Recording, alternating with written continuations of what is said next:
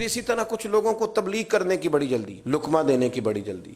میں نے دیکھے ہیں بہت سارے لوگ ہیں جو ایک آدھ مسجد میں، زیادہ تو میں کہیں نہیں جا پاتا رمضان میں، لیکن ایک آدھ مسجد میں تراویح پڑھنے کا موقع ملا ہے تو جو قاری صاحب تراویح پڑھا رہے ہوتے ہیں ان کو پڑھنے کوئی نہیں دیتا، اللہ جانتا ہے۔ اگر پیچھے 2 حافظ کھڑے ہو جائیں نا، حافظ نیک لوگ ہوتے ہیں، بس سمجھانے کے لیے کہہ رہا ہوں، سمجھانے کے لیے عرض کر رہا ہوں۔ حافظ ان رکعتوں میں آتے ہیں جو اس پارے انہیں صحیح یاد ہوتے ہیں، اور وہ آتے تراویح پڑھنے نہیں، یہ بتانے آتے ہیں کہ میں بھی حافظ ہوں۔ اللہ ماشاءاللہ، سب کی بات نہیں کرتا، جو ایسا کر رہے ہیں ان کی کرتا ہوں۔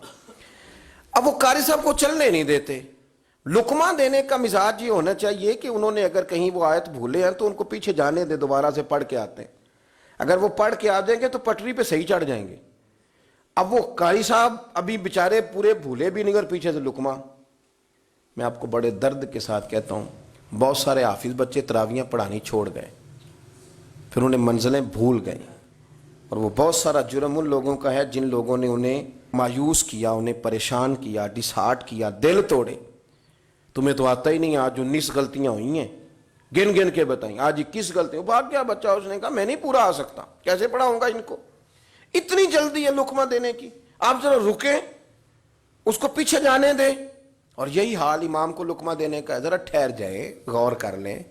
یہی حال بعض لوگ تبلیغ کرتے ہیں تو ان کا بھی یہی اشر ہوتا ہے۔ میں آپ کو اپنی ذاتی بات بتاتا ہوں، میں خاصا میری طبیعت خراب رہنے لگی ہے، بہت سارے معاملات، جو آدمی آ گیا نا چل کے، اس کو جلدی ہے، وہ کہتا ہے میں نے واپس جانا ہے، ان کو بلائیں۔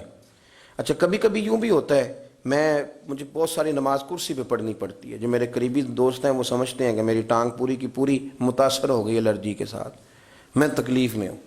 اب وہ ایک جگہ میں کھانا کھا رہا تھا، اب میں چونکہ بیمار ہوں، میرے زخمی ہیں دونوں پیر، تو میں نے ایک بچھائی نہیں، میں آلتی پالتی مار کے، چوکڑی مار کے تو کھانا کھانے لگا، تو ایک بندہ دوڑ کے آیا، کہندا پیر صاحب اساں تہاڈے کو دین سیکھنا ہوندا ہے، سنت دے مطابق وہ۔ میں کیا خدا دے بندے، تو ذرا جلدی کیتی، تھوڑا ٹھہر کے تبلیغ کرتا نا تو میں تجھے بتا ہی دیتا۔ میں نے پاؤں سے موزے اتارے، جرابیں اتاری، تو 2 جگہ سے خون نکلنے لگا۔ پھر وہ بڑا پریشان ہوا، کہنے لگا مجھ سے غلطی ہو گئی۔ میں نے کہا غلطی نہیں ہوئی، ذرا جلدی کر دی آپ نے، بات آپ نے ٹھیک کی لیکن کرنے میں ذرا جلدی کی۔ تبلیغ کا اور بھی سٹائل ہے، کسی کو بات سمجھانے کا طریقہ اور بھی ہے، کسے باشد کہہ کے بھی کام ہو سکتا۔ ہم ذرا جلدی کی، او خدا کے بندے آپ پوچھیں تو صحیح۔ یقین کریں کبھی کبھی میں کرسی پہ مجھے نماز پڑھنی پڑتی ہے تو میرے آنسو نکل آتے ہیں کہ یا اللہ مہربانی فرما، مطلب یہ تکلیف ہے تو یہ ٹھیک ہو جائے، بندہ کم از کم جو ہے وہ اپنی جماعت کے ساتھ آئے۔ لیکن بہت سارے سنگی جلدی کرتے ہیں اور محسوس ہوتا ہے کہ جبر کر گئے، ان کو ایسا نہیں کرنا چاہیے تھا، تھوڑا غور کریں۔ تو میرے عزیز، لقمہ دینے میں بھی جلدی، بات بتانے میں بھی جلدی، بڑی جلدی ہے، بس مجھے پتہ چل گیا یہ بات ٹھیک نہیں۔ میں اکثر دوستوں سے کہتا ہوں، آ کے مسئلہ پوچھتے ہیں، کہتے ہیں ہمارے محلے کا امام یہ کام کرتا ہے، تو میں کہتا ہوں مجھے تو پورا پتہ ہی نہیں وہ کیا کرتا ہے۔ ہم آپ جائیں گے اور جلدی نہ کریں، اس کی مجبوری بھی سمجھیں، وقت دیں چیزوں کو، ورنہ آپ خراب کر دیں گے معاملات، آپ خراب کر دیں گے معاملات کو۔ سنو، نماز امام کے پیچھے پڑھنی ہے تو امام کے پیچھے پڑھنی ہے، پھر اس سے آگے بڑھ کے پڑھی جا سکتی؟ نبی کریم علیہ الصلوۃ والسلام نے اس طرح ہمیں تنبیہ کی کہ شاید اس سے بڑی بات اور ہو ہی نہ سکے۔ فرمایا جو امام سے پہلے رکوع میں چلا گیا، جو امام سے پہلے سجدے میں چلا گیا، جس نے امام سے سبقت کی، صحاح ستہ کی روایت ہے، اللہ کے رسول فرماتے ہیں اس کا وجود انسان کا ہوگا لیکن چہرہ اللہ گدھے کا بنا دے گا۔ اتنی سخت بات ہے، لیکن ہمیں جلدی بڑی ہے، بڑی جلدی ہے، سبقت کرتے ہیں۔